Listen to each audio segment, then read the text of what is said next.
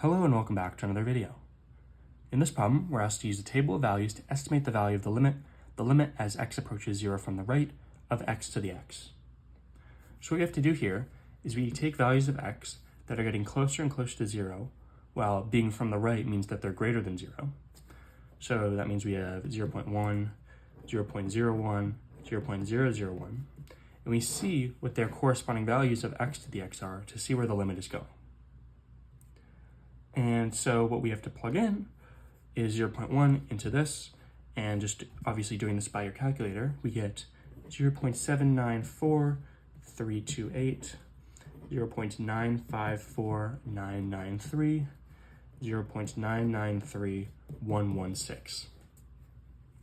So just looking at this right here, we can see that it's approaching a certain value, and that value is 1.